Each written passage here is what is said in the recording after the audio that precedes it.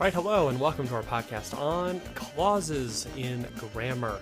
Again, this goes along with our podcast on phrases and our podcast on run-ons in order to help you build a strong foundation for complete sentences and allows you to have the vocabulary you need in order to build better sentences and eventually to work on combining them into more sophisticated, yet still complete grammatical sentences. So let's go ahead and see what we're talking about. Here's the definition of the clause. That is a group of grammatically related words that forms a unit. And so, just like the phrase, this is a group of words that travels as a unit. Now, unlike the phrase, a clause does have a subject and does have a verb. Now, here's the other part of it. It may or may not express a complete thought. This part is definitely different from a phrase in that a phrase never has a complete thought. But a clause, with its subject and verb, may express a complete thought, or it may not. And we'll explain a little bit more about that in the next slides. Here are the two types of clauses. They are called an independent clause or a dependent clause. So an independent clause is defined as a group of words that acts together as a grammatical unit. It does have a subject, it does have a verb, and it does have a complete thought. In other words, an independent clause is a group of words that can stand on its own because it has a subject, a verb, and it does express a complete thought. So another name for an independent clause is simply a complete sentence. And so if you've seen some of our other podcasts, you remember that our symbol for a complete sentence is the word sentence in the box. And so that represents a group of words that forms a complete sentence and has all of the elements of that, meaning it has a subject, it has a verb, expresses a complete thought, and it has proper capitalization and punctuation. So an independent clause can also be called a complete sentence. It can stand on its own. Here's some examples of independent clauses, and as you can see, they are also complete sentences. So the first one, Johnny went to the store. The subject is Johnny. What did he do, or the verb? He went. Johnny went to the store. It also expresses a complete thought, and it does have proper capitalization and punctuation. Therefore, it is an independent clause, and at the same time, it is a complete sentence. Now, if you look at the second example down there, you see a little bit more complicated sentence, but you'll still see the independent clause in there. Despite the fact that she was tired, Jan ran the marathon. So we have two things going on there, but the main clause, the independent clause of this sentence is Jan ran the marathon. It has a subject, Jan, it has a verb, ran, and that could stand on its own. It could stand as a complete sentence without any of the extra stuff in front of it. So Jan ran the marathon is an independent clause. Now, as mentioned before, the other type of clause we have out there is what's called a dependent clause. And so just look at the wording. It's dependent, meaning it cannot stand on its own. It is dependent on something else. And so you can see its definition there. It is a group of words that acts as a grammatical unit. It does have a subject, it does have a verb, but here's where it's different. A dependent clause does not have a complete thought. Therefore, grammatically, it cannot stand on its own. Therefore, it must be stuck to a complete sentence or an independent clause. Now, finding those dependent clauses is often rather difficult. And so one thing we have to be looking for when we're trying to dissect our own writing to make sure that we're writing complete sentences and whatnot is that we have to find the clauses, and then we want to look at the beginnings of those to see how they start. If those clauses start with what's called a subordinating conjunction, then we have a dependent clause. Now, conjunction, again, grammatically, is just one of those words that connects other words. And subordinating means to make less important. And you can tell that by the root of sub. Sub always means under or less important. So if you see a subordinating conjunction starting a clause, that clause is going to be a dependent clause, meaning it can't stand on its own. And the phrase that we try to use as a descriptor or as a mnemonic device to help you remember the subordinating conjunctions is the aubis. Kind of a crazy word, but if you can see that there's a bunch of letters in there, all of those letters stand for individual subordinating conjunctions.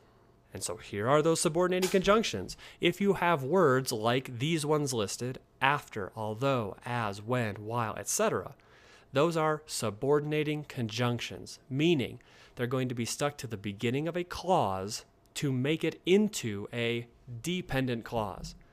And if it's a dependent clause, it has a subject, it has a verb, it acts as a unit, but it does not express a complete thought, therefore it cannot stand on its own. That dependent clause must be stuck to something else. So here's some examples of dependent clauses. Before you go, it does have a subject, you, it does have a verb, go, but it does not express a complete thought. Before you go, well, what? Before you go, what? What do we have to do? And the reason it does not form a complete thought is because it's led by a subordinating conjunction. And in this case, it's the conjunction of before. So clearly, this clause is dependent. Before you go must be stuck to something else. Before you go, comma, will you please sweep the floor? Before you go, comma, will you please turn off the light? So before you go can't stand on its own. It is a dependent clause. Below there's another example. If he could leave early, it's a clause because it has a subject, he, it has a verb, could leave, but it has a subordinating conjunction to begin it, if. Therefore, if he could leave early does not express a complete thought. It needs to be stuck to some other sentence.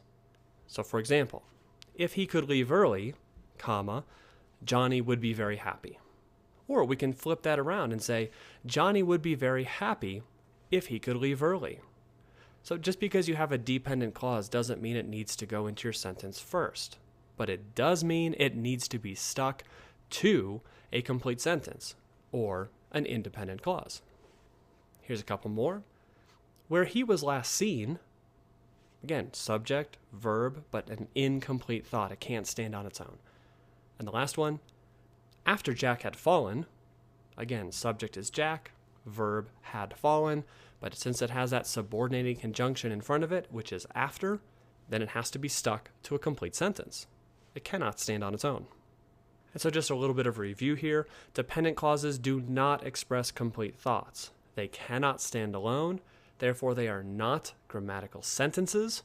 And technically, if we try to make them stand on their own because we do something in error, they are called sentence fragments, meaning they're missing one of the four parts to a complete sentence. And most likely, when we as students write these, the error that we create is that they don't express a complete thought. And they can't express that complete thought because we've put a subordinating conjunction at the beginning of them. By doing that, we've eliminated the ability to make that complete thought, and we need them to be stuck to a complete sentence. So at this point, go ahead and stop the podcast and see if you can find and label the clauses, both independent and dependent, in each of these sentences. And so here are the answers for those first ones. Tom went to the store and he bought bread. This one actually has two independent clauses that are stuck together. Tom went to the store. He bought bread. Two independent clauses stuck together. And we'll talk more about how to connect those together in another podcast, but we have two independent clauses. Here's another one. Timmy fell into the well, but his friend was able to fish him out. Again, two independent clauses. Timmy fell into the well. His friend was able to fish him out. Both of those could stand on their own, but for whatever reason, we've attached them. Here's the last one. Sally broke through the ice, for she had walked too far onto thin ice. And again, two independent clauses. Sally broke through the ice, and she had walked too far onto thin ice. So even though the whole element of this is a complete sentence, you can see that there are two independent clauses within that complete sentence, which is legal if you combine them correctly. Here's another couple ones of practice. See if you can find the dependent and the independent clauses in these ones. And here are the answers to those. Even though she was tall, the girl was very coordinated. Here we have a dependent clause, even though she was tall, attached to an independent clause. The girl was very coordinated. Look at that. Even though she was tall, it's a clause. Subject is she, verb is was, but it does begin with a subordinating conjunction, even or even though. Therefore, even though she was tall is a dependent clause and it must be stuck to something else. And since it starts the sentence as intro material, we go dependent clause, comma, independent clause. And it's like we mentioned in the previous section, this is how we're going to punctuate dependent clauses. If that dependent clause is acting as introductory material to a complete sentence, then we have the dependent clause, we follow that by a comma, and then we have the rest of our sentence. For example, although she had homework to do, comma, Sally went to the store. Dependent clause is first, independent clause is second. Now that bottom bullet down there, you can take that dependent clause and move it around. So if that dependent clause is just acting as additional description within, then we don't have additional punctuation. For example, Sally went to the store although she had homework to do.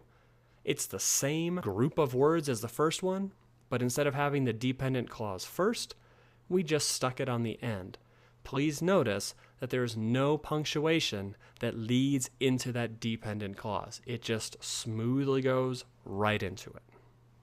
If you're going to punctuate independent clauses, please remember that that is a complete sentence, and therefore all the normal rules of a complete sentence apply. It must have a capital letter at the beginning, it must have a period at the end, and needless to say, the subject and verb and complete thought must all be in there. And if those four elements are all there, then it does get our little descriptor of sentence in a box, which is our symbol for complete sentence. So as we push you to write more interesting and more complex sentences, you're going to want to combine some of the shorter sentences you may be writing. And that's awesome. It does add variety, it does add sophistication. We just want to make sure that you remember the rules that we've set up. We'll continue to talk about those throughout, but the first thing to think about when you're thinking about combining is, what do I want to combine?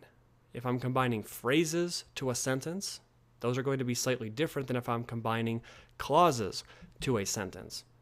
Regardless, we need to remember what grammatical rules are in place to allow things to combine. The one thing we do want to caution all of us about is when we are combining two independent clauses together and saying, hey, we've got two shorter complete sentences and I want to make them one for whatever reason. We have to be very cautious because that has the potential to become what's called a run-on. And we have a whole nother podcast on that to try and talk you through how to avoid those, or if you do write one, how to fix them. So please make sure that you watch that. And that case is only when you have two independent clauses that are being stuck together.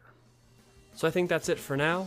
As always, thanks for listening. Please remember to bring in any questions you have to class, and we'll get those shored up as quickly and as efficiently as possible.